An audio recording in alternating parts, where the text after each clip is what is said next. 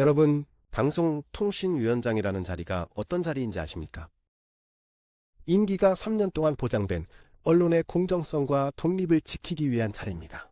그런데 지금 대통령실이 현직 위원장을 직권 면직하는 방안을 공식적으로 검토하겠다고 밝혔습니다.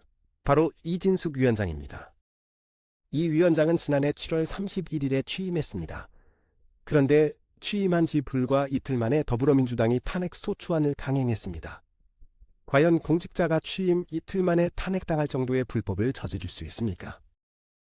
결국 헌법재판소가 올 1월에 그 탄핵을 기각했습니다. 하지만 여기서 끝나지 않았습니다. 민주당은 유튜브 발언을 문제 삼아서 감사원 감사를 요구했습니다. 감사원은 조사 끝에 주의라는 행정적 통보만 내렸습니다. 징계도 아니고 파면은 더더욱 아니었습니다. 그런데 대통령실은 그 주의를 근거로 방통위원장을 직권 면직할 수 있다는 논리를 들고 나온 겁니다. 이뿐만이 아닙니다. 민주당은 지난 1년 동안 여러 통로를 총동원했습니다. 감사원의 감사 요구, 경찰의 고발, 심지어 국회에서 법을 고쳐서라도 이 위원장을 끌어내리려 했습니다. 국회회의장에서는 버젓이 이진숙 씨라고 부르며 공개적으로 사퇴 압박까지 했습니다. 이것이 과연 공정하고 정상적인 절차입니까? 더 심각한 건 이 상황이 과거와 똑같이 반복되고 있다는 점입니다. 불과 2년 전 윤석열 정부가 한상혁 전 위원장을 면직했을 때 민주당은 뭐라고 했습니까? 직권남용이다, 부당하다, 위법이다, 위헌이다 이렇게 외쳤습니다.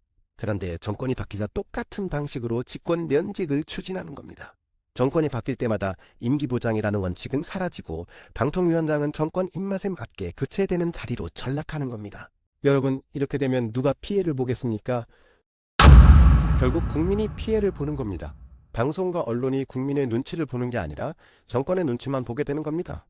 언론의 자유, 방송의 독립성이라는 말은 다 허울뿐이 되어버립니다. 민주당이 2년 전에 했던 말을 그대로 돌려드리겠습니다. 임기가 보장된 공무원을 아무런 근거 없이 일반 공무원처럼 면직한다는 건 있을 수 없는 일이다. 이 말 그때는 맞고 지금은 틀립니까? 여러분은 어떻게 생각하십니까? 정권이 바뀔 때마다 반복되는 이런 정치, 대한민국 언론 자유를 위한 길입니까? 아니면 언론 장악의 길입니까?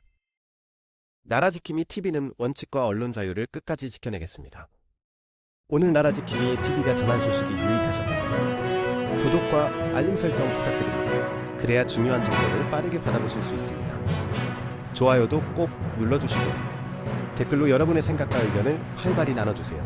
여러분과 함께 보수의 가치를 지키고 더 나은 대한민국을 만들어가는 길에 함께하겠습니다.